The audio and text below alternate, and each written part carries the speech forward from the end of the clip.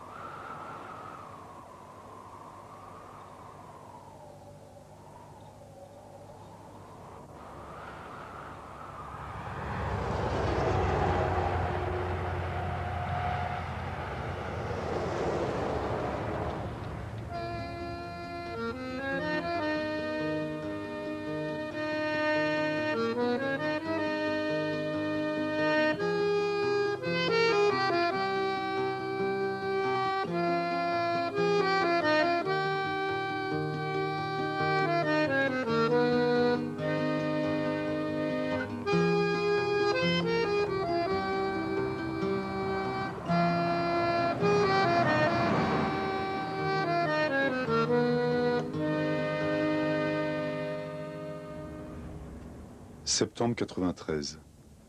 2 ans après le tournage, je repasse à Port-Saint-Louis.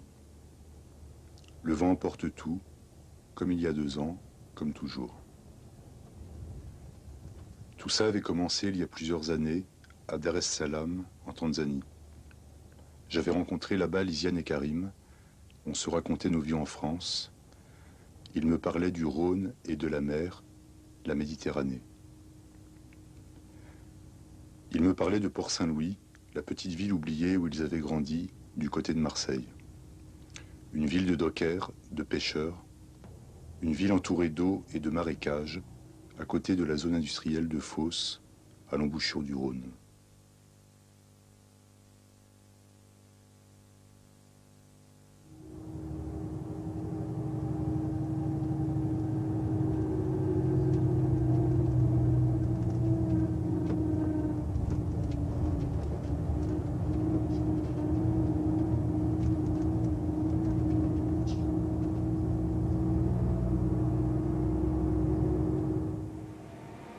Oublier le pays où vous êtes né, c'est pas possible. Seulement quand je suis là-bas, en Grèce, je pense à la France. Et quand je suis en France, ben, je vais aller en Grèce.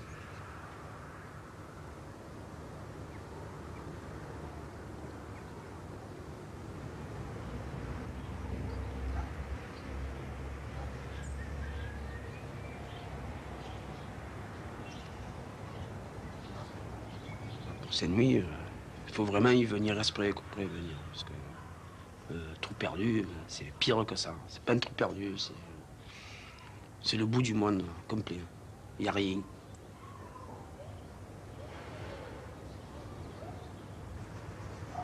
Et je crois que c'est la ville la plus pourrie du monde, complet. Mais j'aime bien être là, parce que...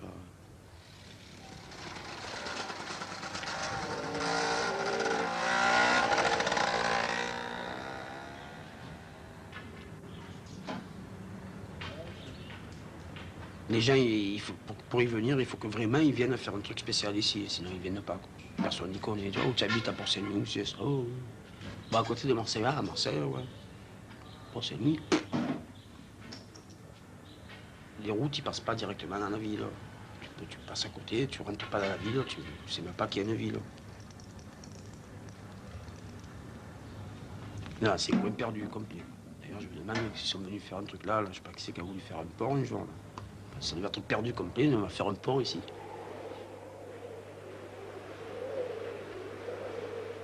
Plusieurs années après, je suis venu à Port-Saint-Louis.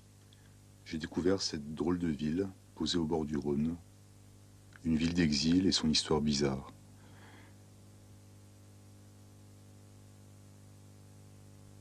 Et puis j'ai eu envie de raconter cette histoire, un film qui aurait pu commencer comme ça.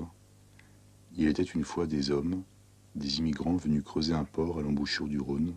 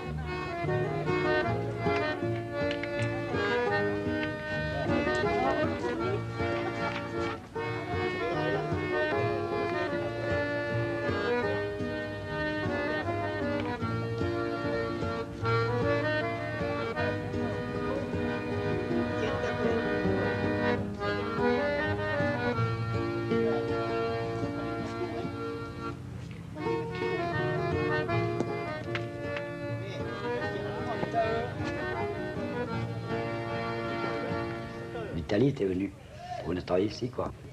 Ça fait s'installer, mais ici, quand ils sont venus ici, il n'y avait rien, il n'y avait pas de maison, celui du Rhône. C'était que marécage, là. Alors, comme m'expliquait ma mère, ils avaient fait le baraque en bois, tu vois, là. Tout en plancher, là.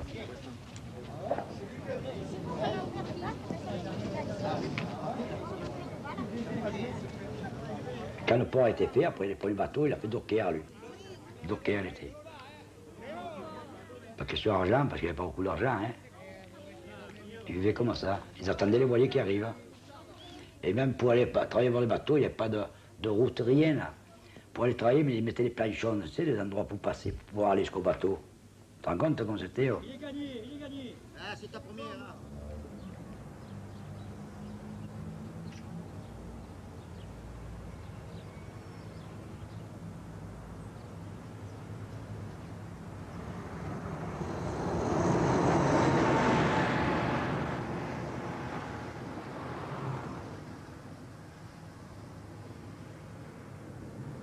Ce tableau-là représente le Faubourg Ardon jusqu'en 1946. J'ai marqué les noms de tous les habitants qu'il y avait dans la rue et j'ai refait tous les arbres.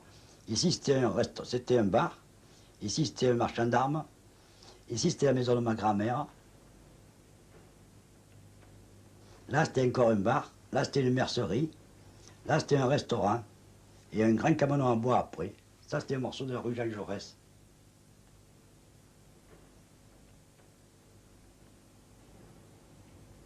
Là, il y avait la gare. Ici, il y avait deux gros étangs qu'on appelait étangs aux grenouilles, là, au tétard. Plus loin, il y avait les deux prés. Ici, il y avait un bar et deux maisons, et les cités Gauthier. Derrière, c'était un grand étang, le Malabarge. Voilà, c'est tout ce qu'il y avait. Maintenant, c'est tout construit. Maintenant, c'est qu'une maison, c'est qu'une villa, c'est tout construit.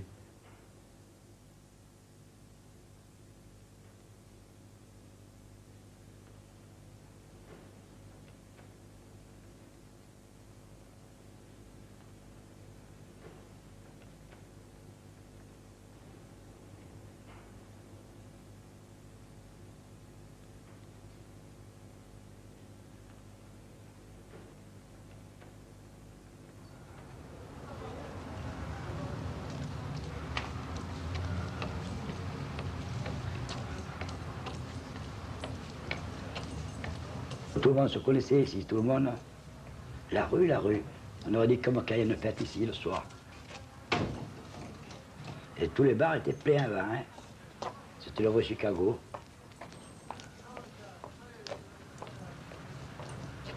Mais la rue Ardon, là, c'était la rue des Grecs. Tout le quartier du coin, c'était le quartier arabe. Et chaque chose avait leur bar à eux. Les Arabes, ils avaient leur bar à eux. Et les Grecs, ils avaient leur bar à eux aussi. Et il y avait beaucoup d'Italiens aussi, hein. Alors, ce temps-là, on disait ça le babi.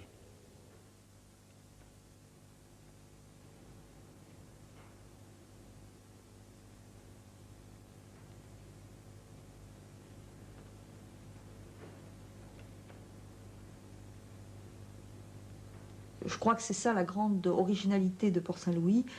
Je crois qu'il n'est pas excessif de dire que c'est une ville qui n'aurait jamais dû exister. Le port a existé de par la volonté d'une poignée d'hommes d'affaires qui ont essayé de spéculer, qui ont essayé longtemps de tirer des sous de Port-Saint-Louis. Ils ne sont pas vraiment arrivés.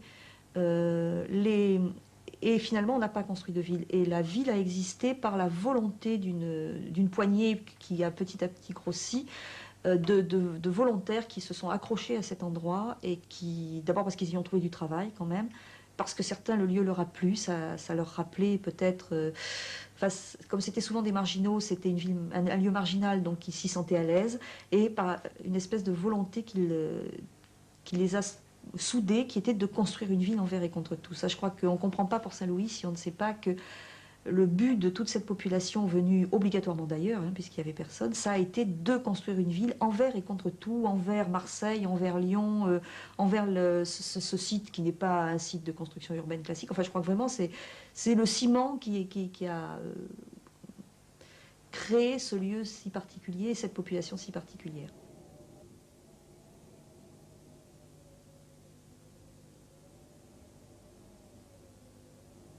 C'était des terrains qui n'étaient pas habités. Il y avait vraisemblablement, au pied de la tour, on sait qu'il y avait un boulanger et il y avait les pilotes qui aidaient les bateaux à passer la barre et à remonter sur Arles.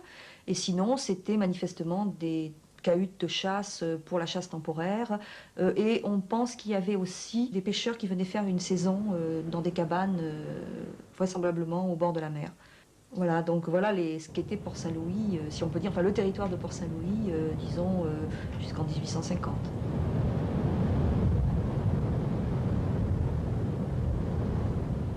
Fut conçu un projet grandiose, sur une morne plaine battue par les vents, sorte de Far West paludéen, ça et là hanté par quelques manades de chevaux sauvages et de taureaux noirs, au milieu de solitudes désolées, où l'on se sent encore au bout du monde, la seule volonté des hommes créa une embouchure artificielle au Rhône.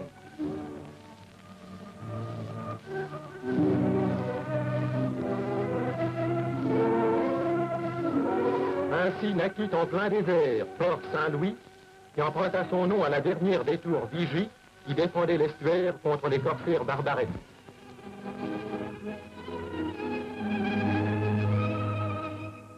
On peut imaginer les difficultés qu'il y a eu dans un sol meuble comme il est, avec une malaria endémique, puisqu'on est quand même dans des régions de marais. Et d'ailleurs, il y a plusieurs rapports de police pendant le chantier où on parle d'hommes de sac et de cordes, parce que de toute façon, on n'avait pu embaucher que ce genre de personnes pour vivre dans un endroit pareil. Et je crois que les conditions de construction ont été très dures. Plusieurs entreprises d'abord ont fait faillite. Ensuite, les conditions humaines étaient très dures. Les gens vivaient dans des cabanes à moitié enterrées, les pieds dans l'eau. Plus on a remué la terre, plus la malaria s'est déclarée. Il y a eu l'épidémie de choléra qui a frappé plusieurs fois. Ça a été un chantier excessivement difficile.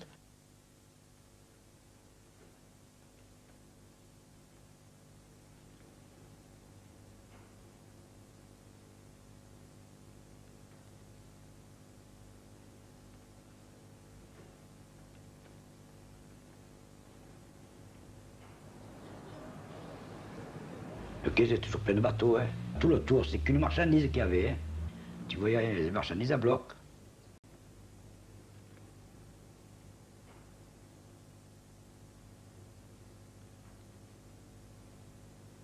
Et le matin, là, à 7 h du matin, tu avais tous les sirènes de la ville qui sonnaient. Tu entends toutes les sirènes. Il y a au moins 10-12 usines ici, là. Les 10 usines, tous les matins à 7 h moins 5, elles sonnaient pour avertir les autres ouvriers. C'était 7 h moins 5. C'était joli à entendre. Tous les matins, tous les midis, tous les soirs. Toutes les usines avaient leurs sirènes. Et nous, le quai, c'était une cloche.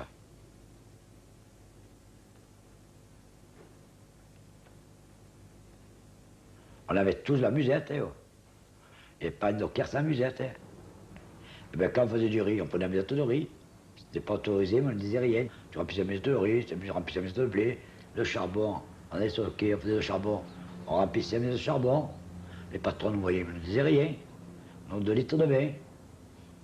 C'était défendu, mais autorisé. Mais nous, ce qu'on prenait, c'était le manger, tu vois, là. Des lentilles, des pois chiches, des fèves, des haricots, des fois. Je dis, quand le bateau était fini, on balayait la cale en bas. Il y avait des moulons, tu sais, de lentilles, de pois chiches, tout ça. Puis on remplissait la visite là. On ne disait rien, là. C'était presque autorisé, quoi. Au contraire, on balayait pour dire. Hein?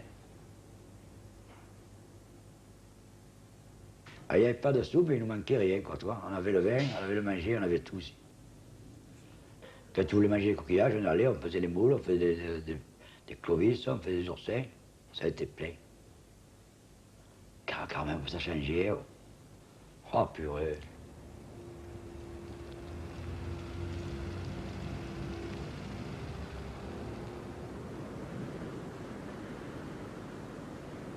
Le problème de Port-Saint-Louis, c'est qu'il est né d'une rivalité manifestement entre Marseille et Lyon. Lyon supportait assez mal avec l'ouverture des colonies. Il y avait une partie du fret qui allait sur Marseille, qui remontait sur Lyon. Lyon supportait assez mal les tarifs marseillais. En plus, non, autre chose que j'étais en train d'oublier, c'est que ce qui pouvait remonter par voie fluviale à partir d'Arles vers Lyon n'a plus été possible à partir du moment où, disons, les techniques de navigation ont changé, les tonnages ont augmenté avec la vapeur. Donc, si vous voulez, ce qui pouvait passer par le Rhône ne passait plus ou passait avec difficulté ou revenait cher. Et puis surtout, il y avait cet éternel problème qu'on essayait de régler depuis Vauban, qui était le passage de la barre du Rhône, qui était quand même un passage assez dangereux, d'autant que, étant donné qu'on est en zone alluviale, les bancs bougent et qu'il fallait quand même de très bons pilotes pour faire remonter les bateaux jusqu'à Arles. Lyon a commencé à essayer d'envisager une autre solution et envisager une ville à l'embouchure du Rhône où on éviterait la barre par un canal, et donc qui serait ce que les Marseillais à l'époque appelaient Lyon-sur-Mer, et qui a été construit avec une mentalité de comptoir, si vous voulez, un peu de comptoir colonial, puisque de toute façon les hommes d'affaires lyonnais qui sont à l'origine de cette aventure étaient aussi des gens qui étaient liés à l'aventure coloniale, puisque ce sont eux qui ont aménagé la place de Bouffarique, et qu'ils étaient liés aussi de façon familiale au creusement du canal de Suez.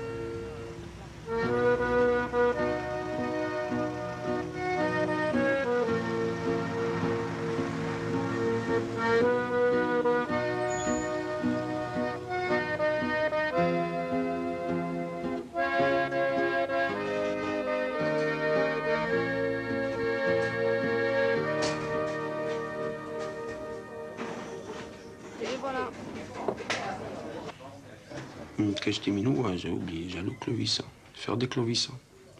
Bah, à 14 ans, tu sais, bah, on avait acheté une mobilette. Et pour avoir les sous pour l'essence et tout, le matin, à 5-6 heures du matin, on se levait, on se retrouvait, on allait vers Carteau, là, et allait toute la journée, on revenait à 4-5 heures après-midi, on allait chez les types qui les achetaient. Voilà, tous les jours, on se faisait 30 francs, 40 francs, quoi. C'était formidable, quoi.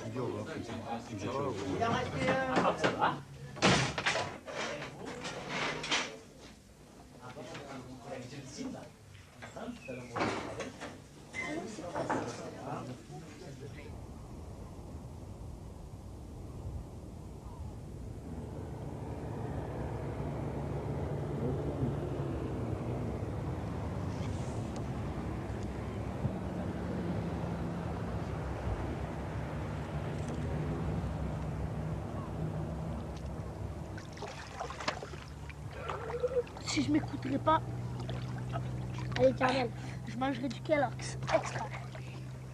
À l'Éternel, continue. Alors, oui, oui. Abaisse-le, toi.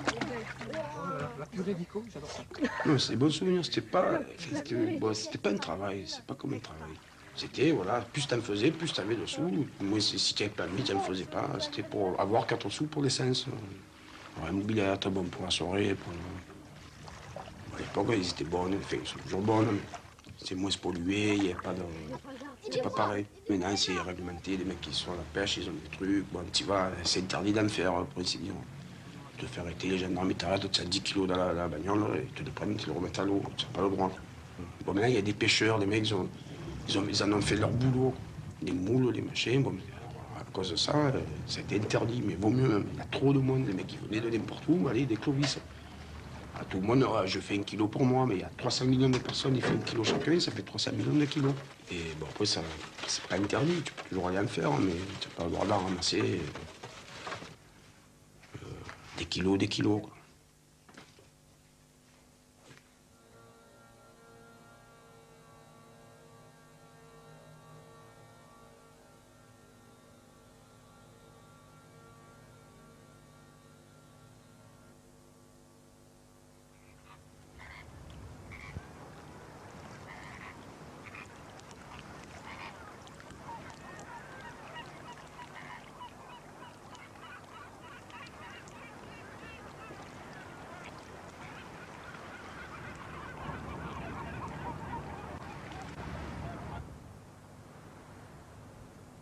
On a traversé les rivières et tout, et on est arrivé sur une baie. Et là, il y avait une barque qui nous attendait. Et lorsque le soir est venu, il y avait 2 lumières qui s'approchaient. On s'est dit, voilà nos frères. Alors mon père, il a commencé à appeler mes frères. Et là, il y a les soldats, c'était les soldats.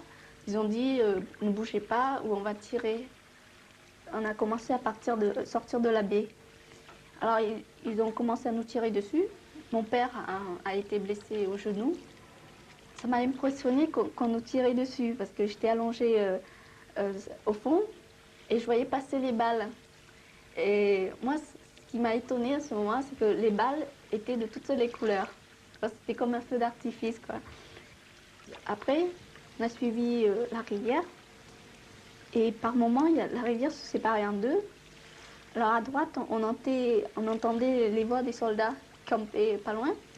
Alors on a décidé de prendre celle de gauche et on ramait comme ça, c'est ma soeur qui ramait. Mon père avait son frère en Thaïlande. Alors, il nous a aidés à faire les papiers. Après, on nous a mis dans un camp. Et il y avait des gens qui venaient faire des tests pour voir si on est apte à partir dans les pays qu'on voulait, en Australie, France ou USA. Le soir, au Cambodge, en Thaïlande, on voyait la lune pleine, toujours pleine. Il y a toujours plein de lune. Alors, nous, on a tous cru que c'était la France. Bon, on s'est dit, on va s'envoler pour cette planète-là, c'est la France. Donc, ça doit être un pays qui fait beau toute l'année, comme chez nous. Ah, mấy chân? Rồi, chợ vậy. Dạ. Hay phụ thợ ấy đó? Bà tiếp tục phim như mình. Chăng. Hay miếng ấy sọc sờ bài đây. Bài củaគ្នា. Chăng à? Dạ. Dạ. Hay gia tực chênh chấn. Bài tiếp tục vì lịch là tập tràn nữa.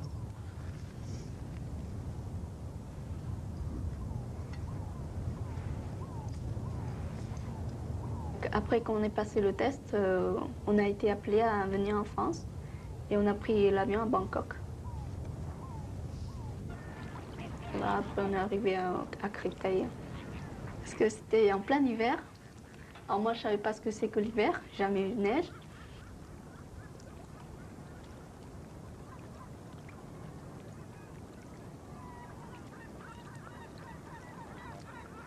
Et mon beau-frère, il travaillait dans une usine d'acier.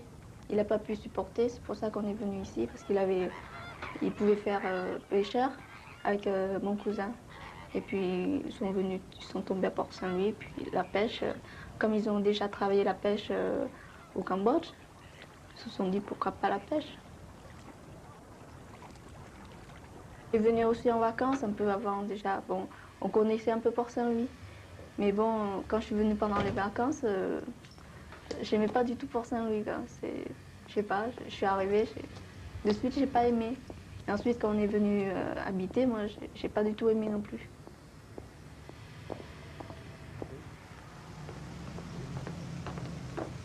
Port-Saint-Louis, il n'y a pas grand-chose. Et puis, je sais pas, c'est trop calme. Je commence à m'habituer, mais à aimer, non. Je m'habitue, mais j'aime toujours pas.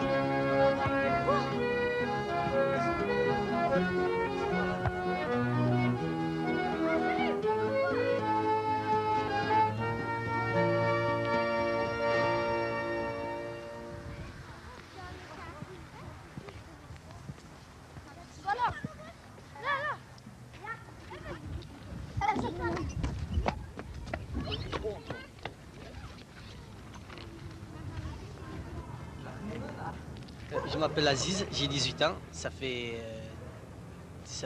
10 ans, oui, 10 ans ou 11 ans que j'habite là. Je suis venu à l'âge de 7 ans. À 7 ans, j'ai trouvé un quartier où j'habite et que je ne regrette pas d'y habiter. Parce que c'est un quartier qui ressemble un peu à l'endroit où j'habitais, c'est-à-dire au Maroc. Bon, quartier un peu lointain de la ville.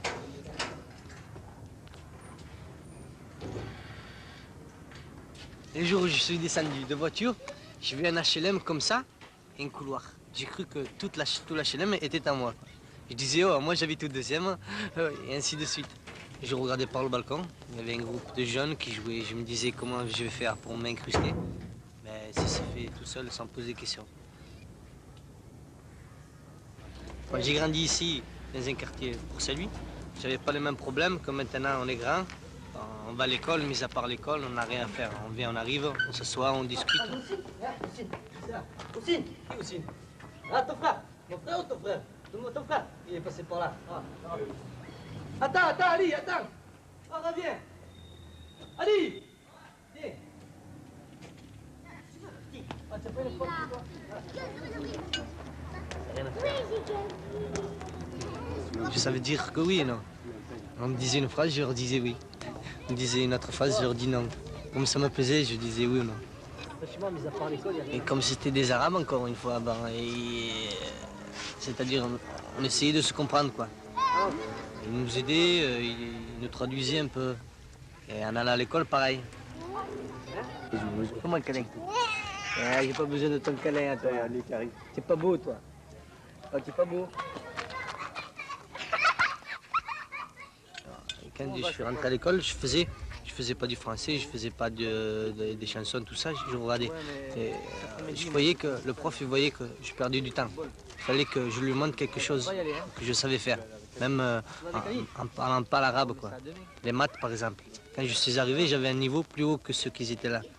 Parce que là-bas, au Maroc, les calculs, tout ça, je sais pas, on a une meilleure façon, je sais pas, d'apprendre les calculs. Je les faisais. Et sans parler, quoi. Il m'écrivait, il me disait, est-ce que tu sais faire ça? Moi, comme je voyais, je lui disais oui. Voilà. Et sinon, c'est grâce à eux que, par la suite, je suis dessiné. Parce qu'ils me mettaient au fond, Et je dessinais avec une peinture et tout. Et petit à petit, bon, les formes se sont, comment dire, se sont construites. Et maintenant, je dessine quelques petits trucs. J'ai la main, quoi.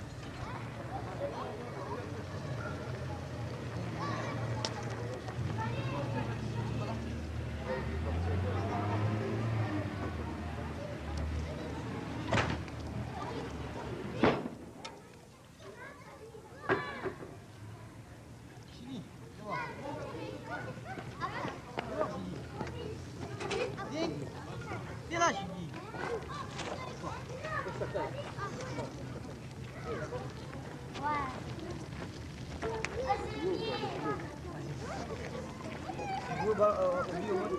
Regarde, quand j'étais grand, il y a des petits.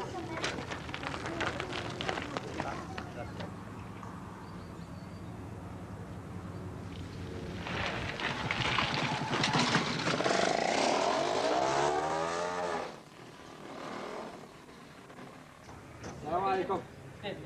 لا ما كانش. لا ما كانش. كاين هنا صحوا دابا ولا؟ T'as des photos Bon, ah ouais, tu l'as développé ou quoi? Ouais. Oui, montré. Bah, à propos, tu vois, des photos de... Bah, celle-là, c'est Karine. C'est ta carte postale qui t'a écrit ou C'est quoi? qui ça Ça Non, ça. C'est qui ça C'est ma femme. Attends. Sérieux La femme de... Pour le bouc Non, pour le bouc. Amande. Ah, celle-là, c'est là où je t'ai pris, là. Que je t'ai amené à Amande. Ah, quand j'étais au restaurant. C'est toutes les pas classe comme ça tu fais... Avec une cravate, là. C'est Amande aussi, ça? Ah, tout est amande, là. Sauf celle-là, c'est pour celui.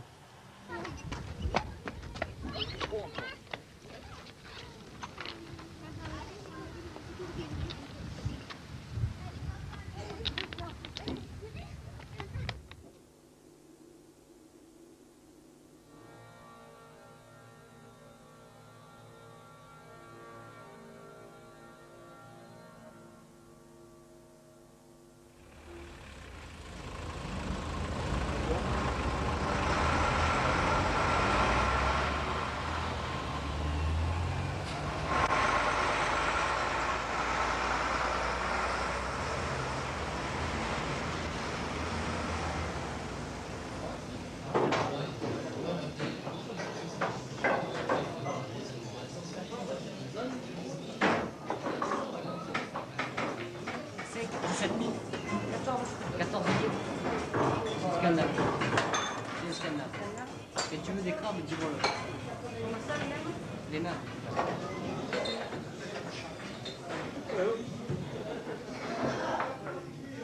Le jour où on m'a donné la carte, j'ai jamais travaillé sur le quai. Le premier jour, je suis arrivé, voilà, j'étais docker, professionnel. Bonjour.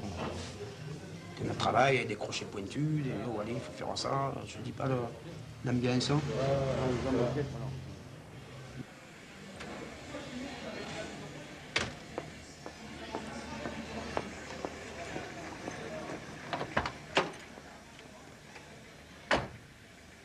Bon, mon père était docker et comme il donnait des cartes, je suis devenu docker.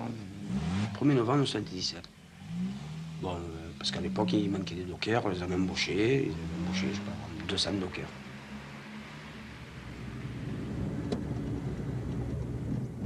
Avant, ils ne gagnaient rien du tout, les dockers. Ils étaient payés à coups de lance-pierre. Bon, au début, c'était les fils d'abord. Tout ça, c'était... Parce qu'avant, au début, c'était dur le travail. Le mec, c'était des barriques, des sacs de 100 kilos sur les épaules. Bon, personne ne voulait faire un docker. Pour 10 francs par jour, c'était pas amusant. Après, ils se sont battus, ils ont eu la paye un peu mieux, le travail s'est amélioré, des grues, des machines.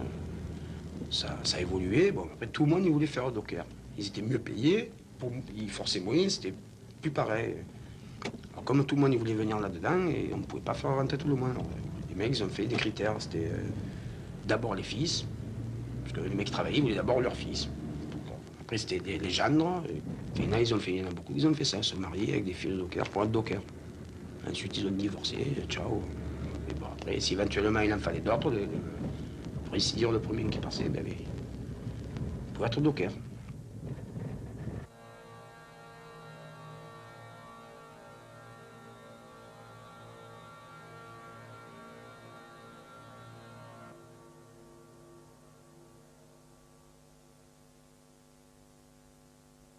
Moi, quand j'ai commencé, moi, c'était à la pierre. Le chef d'équipe, par exemple, s'il fallait 16 hommes, il avait 16 pierres. Alors, pour embaucher, c'est l'équipe. Il t'a envoyé la pierre, tu gardais la pierre avec toi, là. Les 16 pierres qu'il avait envoyées, c'était l'équipe. Hein. On partait que lui, on nettoyait que lui. C'était la jungle, là. C'est pas comme maintenant, hein. Ben, en 1943, on faisait beaucoup de phosphate, de caillasse, tu vois. Et là, on était dans les cales, il y avait 4 bennes dans les cales. On était 3 par benne, et il fallait remplir les bennes à la sape, tu vois. C'est comme ça, la sape. On remplissait les bennes à la sape, et chacun son tour, il partait dans la cale, ouais. Il fallait quand ça vienne à moi, pendant que la benne soit pleine, hein. Alors on faisait à peu près 300 tonnes, 400 tonnes de caillasse par jour. Il y a eu des morts, hein, il y en a eu des morts, hein. Mais on a eu un bon Dieu que nous, parce que le travail qu'on faisait, tous les jours, il y a dû y avoir des morts.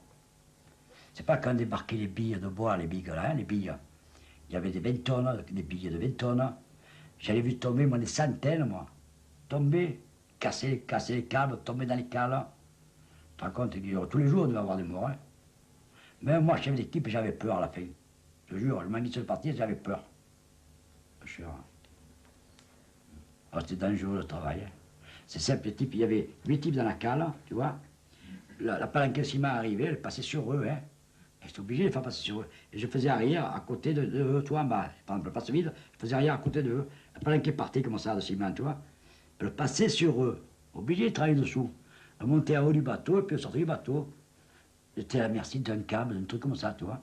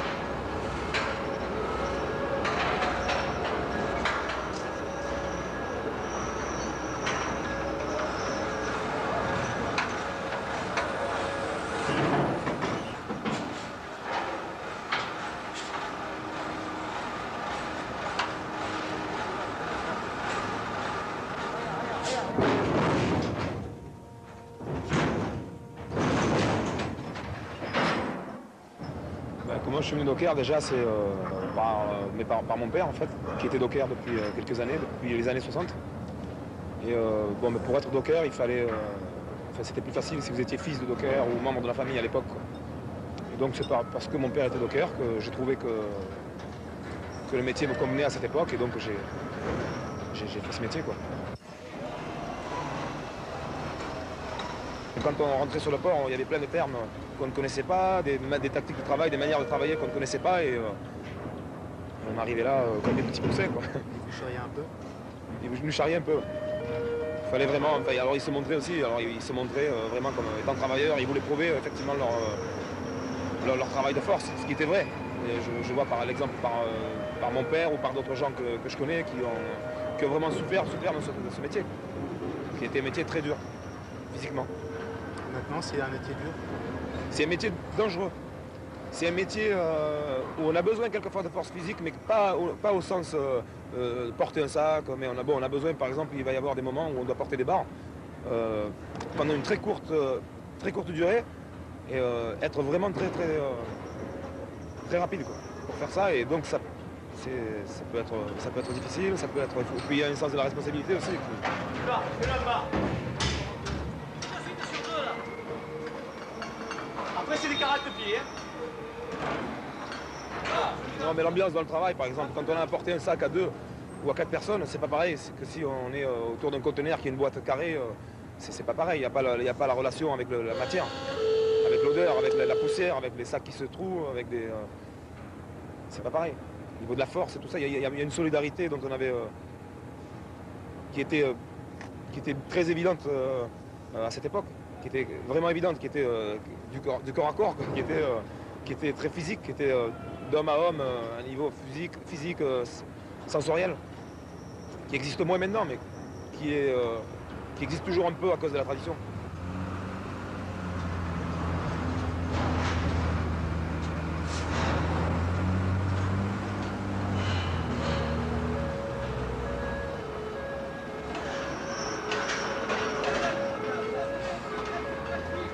remorqué à conteneur, c'est-à-dire la Darse 2, a fait son apparition dans les années 74.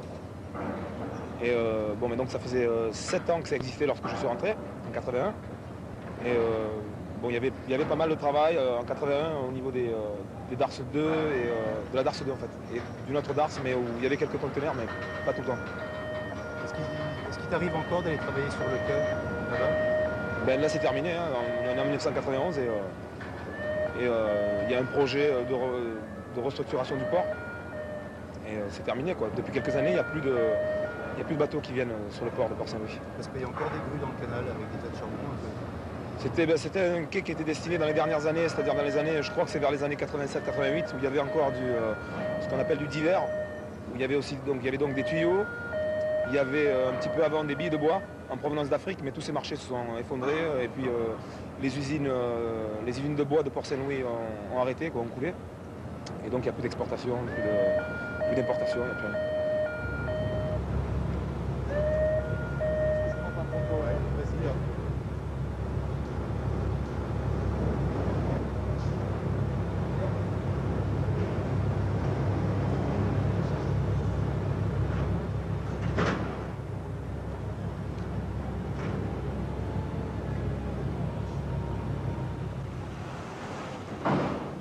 Avant, quand je venais à Chine, j'avais une benne d'1 tonne. Et quand on faisait mirailler, c'était des bennes de 20 tonnes qu'on avait. On avait peur même au début, on était surpris de nous voir des choses comme ça. On avait des avions d'accueil. J'avais peur. Quand il fallait parler de l'Antakiwaki, là, on n'osait pas parler là. Et pourtant, il fallait se mener que par ça, là, les bateaux c'est gros. Parce qu'avant, il fallait les bateaux, le Marie-Louise, 700 tonnes, tu vois, à peu près. Tant tu avais les bateaux 50 000, 60 000 tonnes. Hein. Alors comment ça fait? Ça fait au moins 40, 30 bateaux au moins d'avant. C'est tout mécanique maintenant. C'est-à-dire qu'avant, c'était tout à la main. Et puis, un coup, il était jaune, un coup, il était vert, un coup, il était noir. Jamais rentrer à la maison propre hein, ou blanc. C'est-à-dire que maintenant, il vient avec la cravate, il vient travailler maintenant. Il fallait accrocher des câbles et tout. Maintenant, tu arrives, c'est tout un système tout automatique. Tu mets personne, presque, c'est pareil. Le conteneur, je sais les numéros, il y a des numéros dessus. C'est par ordinateur, des numéros, ils sont rouges, verts, bleus, et c'est tout. Tu sais pas ce qu'il y a dedans. C'est pas marqué dessous. Les jours, ce soit il n'y aura plus personne dans le portique, c'est tout automatique. Hein. À l'an 2000, mais j'y crois pas. Mais... Bon, quand je suis arrivé, c'était pas vraiment dur, mais c'était quand même porter des sacs sur le dos, des machins. Le bateau, c'était tout à la main. C'était assez dur, quoi, quand même. Il fallait bouger. Maintenant, tu arrives, enfin, c'est plus le même travail. Les engins, les ci, les là, l'ordinateur.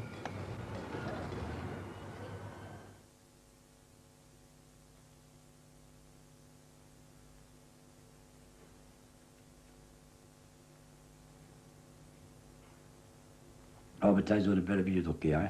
Attention, hein. S'ils revenaient 3 jours comme avant, là, je suis sûr que les 3 quarts, ils s'en moniquaient. Il n'y en a pas un qui tiendrait.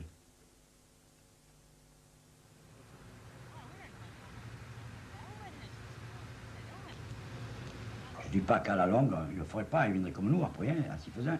Mais attaquer de suite, hein, il n'y en a pas un qui tient.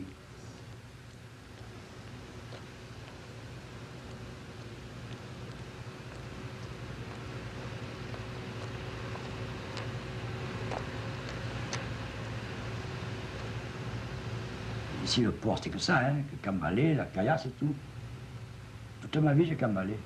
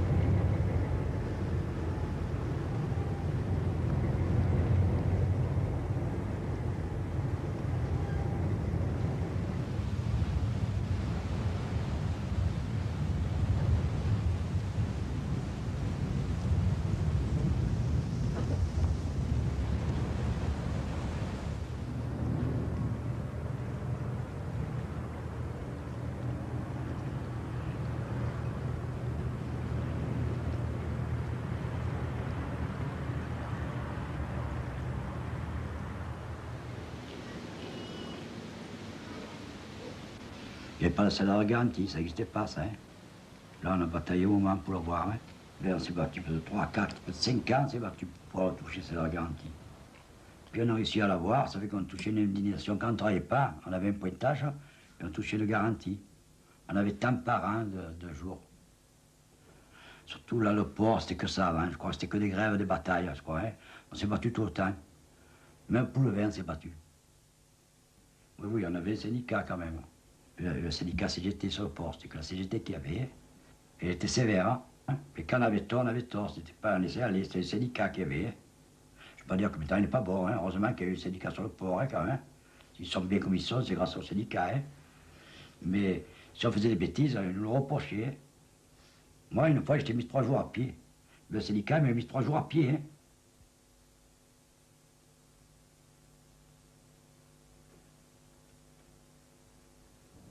En question, la loi du 6 septembre 1947, toujours en vigueur, qui garantit une indemnité aux dockers pour les jours non travaillés et que la Fédération des ports et docks craignait voir supprimée. C'est pour cette raison qu'ils étaient descendus dans les rues de Paris il y a 3 semaines. Réponse de Jean-Yves Le Drian, les dockers ne seront plus payés à la journée, mais mensualisés. On ne supprime pas la loi, on la modifie.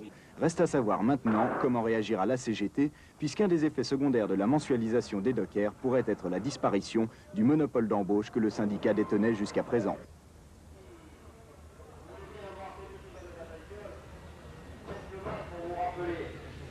Que dans le cadre de l'action nationale que nous menons aujourd'hui à la tête de notre fédération pour la défense de notre statut, la loi du 6 septembre 1947, le travail s'arrêtera ce soir à l'issue du S2, ce qui revient à dire que nous supprimons sur l'ensemble du port le S3 de ce soir, S1 et S2 de jeudi.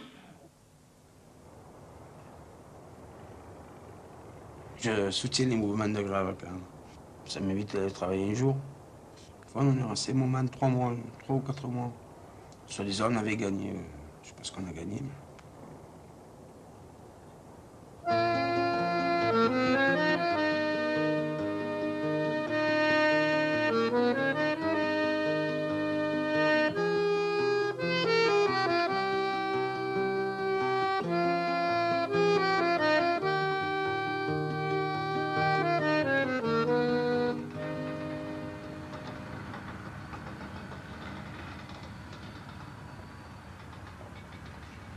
Vous les avez vus quand ils les ont enlevés, les rails? Eh oui, maintenant là, pas longtemps, hein.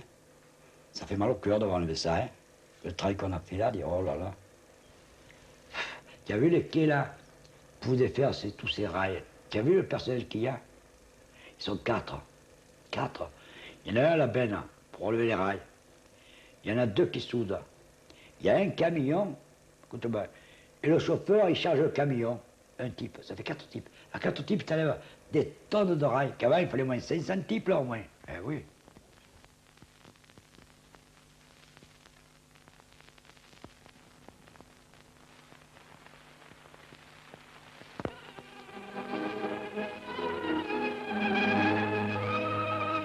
Tel autre quartier qui rappelle la zone des anciens fortifs de Paris touche au Marais Salant. Il y a même à Port-Saint-Louis un village nègre où les cases sont construites avec une totale négligence de tout plan préconçu.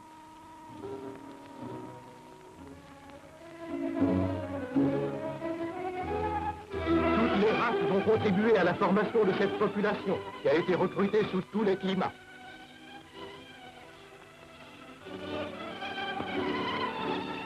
Une importante colonie grecque habite le faubourg Ardon, qui porte le nom d'un des premiers pionniers du port, auquel sa réalisation est due pour une grande part.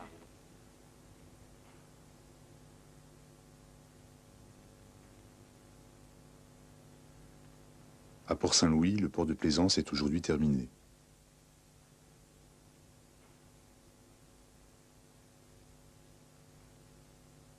Après des mois de conflit, le statut des dockers est sérieusement ébréché. Certains dockers travaillent toujours sous le statut de la loi de 47, mais la plupart sont désormais employés en entreprise. D'autres ont accepté le plan social, c'est-à-dire quelques briques pour être au chômage et des stages.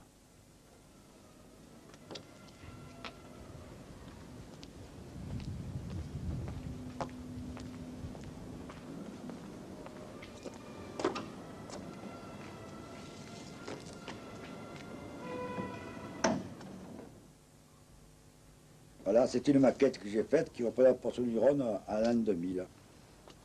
Ici, vous avez le bassin, avec son écluse, qui existe. Là-bas, ce serait la nouvelle écluse du trafic du Rhône-Rhin. Les bateaux, les barges passeraient par ce nouveau canal et partiraient à la mer. Ici, vous avez le port en Brie.